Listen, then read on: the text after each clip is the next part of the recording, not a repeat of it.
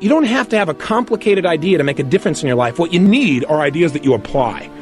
Most of us go through life sleepwalking, never really discovering our true potential, never enjoying life to its full extent. And so, therefore, I think that there are some things that we need to begin to do to take charge of our destiny. Joy comes when you're spontaneous. It's really hard to be truly happy when you're not being yourself. And most of us have no clue who we are. And so a big part of my work, if you've ever been to an event, you know, is to get people to do things spontaneously without thinking, because that's when the real you shows up. That's when the energy comes alive. And when you do that, when you start to connect to your true nature, suddenly there's energy available for you to set a higher standard for what you want in your life. That's what this is really all about. And when I talk about standards, when I talk about, shoulds versus musts, think about your own life. I know there have been areas in your life where some point in time you just shifted and you raised the standard and your life changed. Because whatever people have their identity attached to, they live. We live who we believe we are. That's just how it works. It's just kind of like, I'll give you an example. Look at your physical body. Your physical body today is an absolute reflection of only one thing, not your goals, not your desires, but your standards. The identity you have for yourself. If your standard is you're an athlete, then there's a certain amount of strength, a muscle tone, and energy that's available in your body on a regular basis because that's who you are. And so you do whatever's necessary to maintain that identity. Again, the strongest force in the human personality is this need to stay consistent with how we define ourselves. So think about this idea. What does it take to be in charge of your destiny? Well, you got to begin to develop some skills, and you got to ask yourself a question. What do you have going for you? What is it that you have going for you right now that's a real plus for you? What is it that you have going against you? What kind of training do you require? What is it that you need to learn? See, you make money only one of three ways in an economy of this nature. You have to have a skill, like I've developed the skill to become a speaker, or have some specialized knowledge, or have a particular product or service that you can provide for the public. The two controlling forces have directed your life and kept you at times from taking action. And those forces, again, are the twin forces of pain and pleasure. Remember, everything we do in life, we do out of our need to avoid pain or a desire to gain pleasure. As you begin to look at life, as you begin to look at the things you want to do, decide that you're going to become the active force in your life.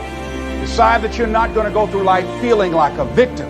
Decide that when things become challenging, and they are, that you're not going to personalize it, that you're going to look at it and you do whatever you must do in order to work things out and learn from it. Learn from it. That's the key. I like what Charles Udall said. He says, in life, you will always be faced with a series of God-ordained opportunities, brilliantly disguised as problems and challenges. If you've lost your job, don't say that I've been laid off. Just say I've been given an opportunity by the universe to find my life work. So as you view all of the things that happen to you as an opportunity, now you're taking it from a different perspective. Now you become an active force in your life. Now you are the one, rather than running from things as they begin to change, you become a change driver, because you know that you've got the power within you to make the difference. This force, this power, this energy that you have, that's more powerful than anything that can ever happen to you. You're more powerful than your circumstances or anything that you can experience right now. Decide that you're going to commit yourself to act on your ideas, to become happy. Commit yourself to live your dream. Commit yourself to become the architect of your future.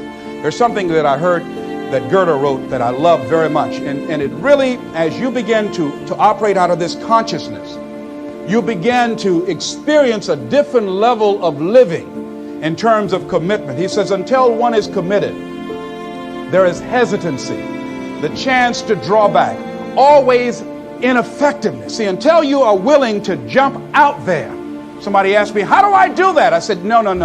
You don't need any answers now. You need to make the commitment. Once you make a commitment, then life will give you some answers.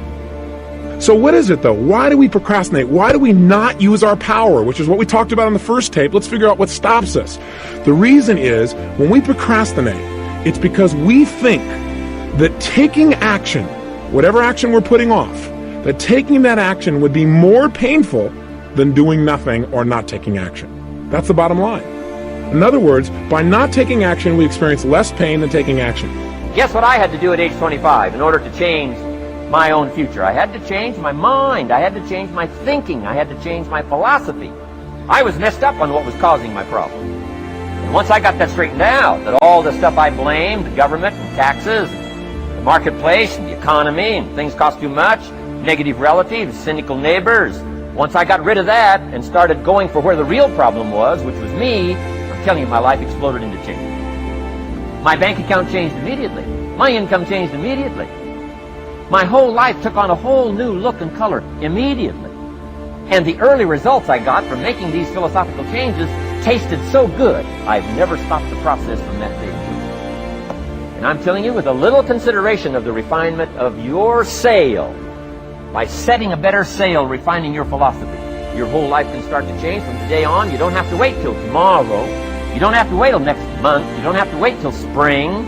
You don't have to wait till 93. You can start this whole process immediately. I recommend it. Now, some people do so little thinking, they don't even have their sail up. I mean, you can imagine where they're going to wind up at the end of this week, at the end of this month, at the end of this year. Now's the chance to change, process all this information. So number one is philosophy. Okay. And we dealt with all that, where we get ideas from personal experience, from other people's experiences. I don't want to get into all those details because we covered that the last time I was here. But philosophy, that's number one. What is procrastination? It's the opposite of using your personal power. It's being immobilized. It's needing to do something and not following through. I call it the silent killer because it grows on you. It just kind of creeps along until pretty soon it's taking control of your life. Pretty soon you find yourself immobilized in a bunch of areas and you don't even realize it. You don't even notice all the freedom you've given up just because of procrastination. So let's talk about Starbucks. Starbucks in 2008, very interesting thing happened, and many of you, if you were in the financial services market then, probably know this, that their net income decreased by about 28% that year. And at the time, they had 16,000 stores in 44 countries, and they had gone through this massive, explosive growth segment in terms of going public in, I think it was like 1992, they only had 125 stores, and now here we are, 2008, they've got 16,000. So what ends up happening is Howard Schultz, who was the chairman of the board, comes back in as the CEO. Very complex situation, right? You've got operations in 44 countries. You've got massive reduction in terms of the profits that you have. You've got the stock market and Wall Street screaming at you. You've got customers that are going to Dunkin' Donuts because there's a recession that's hitting. So what do you do? Well, he was very clear, again, back to the two rules. What do I stand for? Like, what am I doing? And what do I want the outcome to be? So he was very clear that what he stood for as a leader and what Starbucks should stand for is the Starbucks experience. He wanted to go back to the beginning and reintroduce people to the romance of having a cup of coffee. Because that's how Starbucks launched in the beginning, that he was traveling and was over in Italy and was like, God, why don't we have places like these great stops to have a little cup of coffee over in the United States? Boom, Starbucks, an idea, it's born, it's launched. So he decides he's going to do whatever he can to get the romance of having a cup of coffee back. In life, in any situation, whether you're talking about growing your company, growing your bank account, getting in a relationship, getting out of a relationship, getting something done at the school system that your kids are going to on behalf of your kids, whatever it is that you're up to in life, this is the only question that you need to ask yourself. Well, what is it that I want? Because the truth of the matter is, if you can answer that, you can have it. My biggest frustration is not just with young women. My biggest frustration is also with young men, young people who think that, and I have a lot of this with my girls in college, they think that success is supposed to happen like that. Yeah. They think that there isn't a process to it. They think that they're supposed to come out of college and have their brand. And I recognize now that I am a brand, but I was resistant to being called a brand for many years because I was like, I'm a brand, I'm not a brand, I'm a person. But how I got to be a brand was not trying to be a brand. How I got to be a brand was every day making choices that felt like this is the right move, now that's the right move, and now that's the next right move, the next right move. And so my frustration with young women and young men is that they think it's supposed to happen like this, and they don't understand that there's a process to it. Social media. Yes, social media. You did not get to be editor of Vogue magazine by not working and working and working and working and working to get here. I love the theory of that there's 10,000 hours behind anybody who ever gets to be successful.